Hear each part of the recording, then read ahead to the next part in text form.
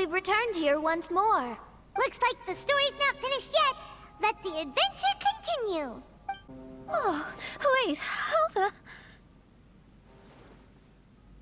Another house in Mondstadt? What are we doing in my house? Your house? This is your house? My, how unexpected. I heard Lady Magistus lived a modest life, but this abode... Look at the labels on these books on the ground. Only one of its kind? 990,000 mora? Hey, that's super expensive!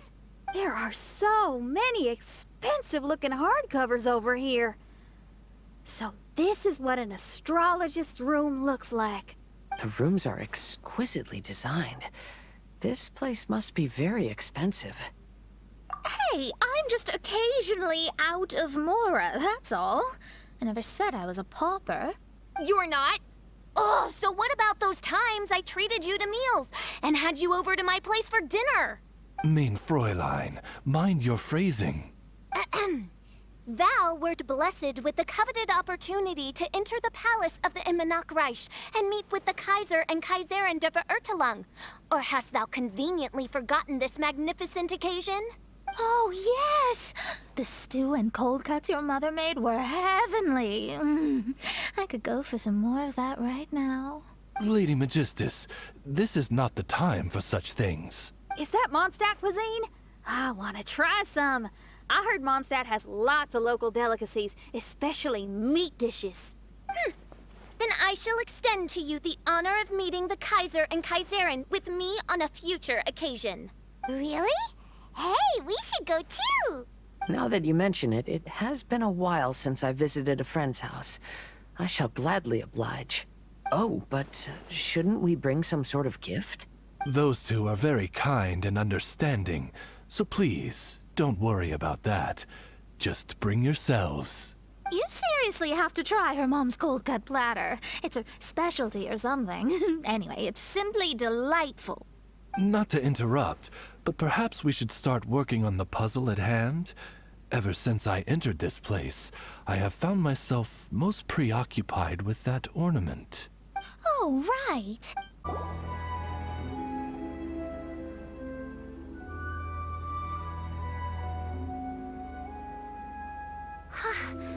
What a magnificent view! Lady Magistus, I believe this is the firmest evidence yet of your immense genius. You truly are the greatest archmage in the history of the Immenachreich. Thank you. Although the Immenachreich really doesn't have that much of a history. Stars like diamonds and the moon like a pearl. This is the most brilliant night sky I've ever beheld. It's beautiful. To call up such a mirage, Mona must have a vast and boundless sea of stars in her heart. I'm just thinking. These must be the things that we aspire to. This night sky is incredibly beautiful. In fact, I might go so far as to say it's even more beautiful than what I usually see in divinations. All the stars are in their rightful place. This is definitely my mirage. Only here can I see extraordinary sights like these. Extraordinary? Why do you say that? You know, the night sky of Teyvat is truly marvelous. All the answers in the world seem to have been hidden within. When is my missing son going to be found? Do they love me or not? Will I ever recover? As your stars move across the sky, they record all your life events in their path. And among all the people in the world, a considerable number will see their stars deviate from their path. When your stars are on track, it means you will be healthy, happy, and at peace. Conversely, if your stars go off track, everything will get worse. The starry sky in my divinations would never look as perfect as this. Some stars would lose their way, and others would fall. I wish everyone could be happy and stay on track.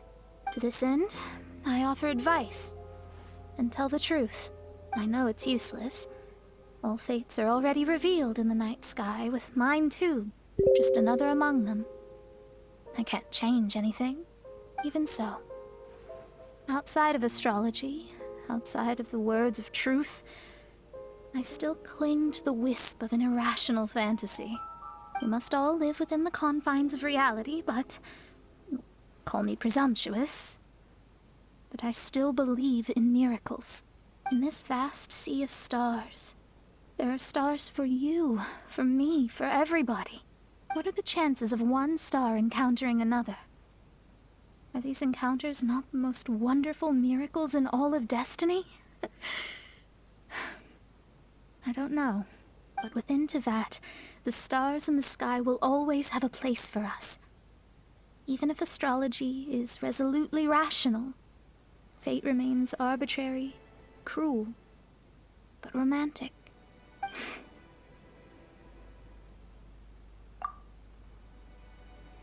I think I have figured out what those stars are hiding. Now I will seize my own destiny. There was a transparent bird made of crystal. It was beautiful and fragile and could sing the most beautiful songs. But since mortals couldn't see it, they believed it to be a trick. How could a transparent bird possibly exist, let alone sing? When the bird heard that, it flapped its wings and flew across mountains and seas all the way to the night sky, where it turned into a star. Its brilliance was so dazzling that it illuminated everyone. It allowed all those that could see it to follow its light through the dark night, to sail through the seas under the guidance of the stars. It was born in wisdom, but trapped in ignorance. It has never voiced a complaint, for this is its destiny. Guiding people to see their destinies is the very meaning of its existence. We're back here again! So, are we completely out of the mirage? How strange. My mirage didn't contain any hints on the Fatui or the machine. Does that mean they had nothing to do with these mirages after all? Or perhaps these mirages are a mere consequence and not part of a process at all? Paimon's lost! I mean, these mirages were not steps toward solving the mystery, but rather a direct effect of whatever's going on. Someone did something to bring the mirages into being. As they were just passive side products, it was natural that they couldn't provide us with any useful information. In other words, those mirages were only about ourselves. Pure materializations of ourselves. Interesting. Everyone, maybe we should go back to where this whole thing began. During our first day on the island, the Traveler and I checked out the Fatui camp together. We found a strange machine there, as well as some disoriented Fatui. The researcher who spoke to us claimed that the machine was just a Fatui industrial invention. He even promised to not disturb us. Right! And the Cappy Cap guy looked half asleep the entire time. He kept talking nonsense. I wonder, is it possible that madness and mirages are two different outcomes of the machine's influence? If so, everything can be traced back to that damaged machine. Except for the difference in how it affects people. This, I believe, is caused by differences between the affected people themselves.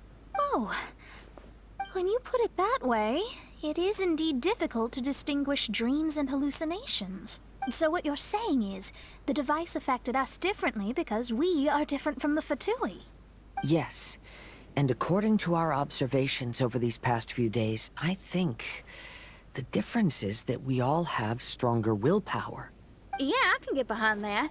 People with strong willpower will hallucinate instead of falling into madness. But those who break too easily can't maintain a stable mirage. In other words, we should go back to the Fatui camp and destroy that machine right away! No, it should be repaired rather than destroyed.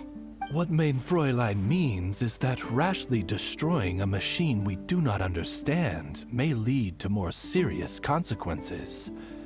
It would be better to find a way to repair it first. Right. It pays to be cautious. If my guess is correct, that machine is capable of influencing the human brain, so we'd better tread carefully. So let's go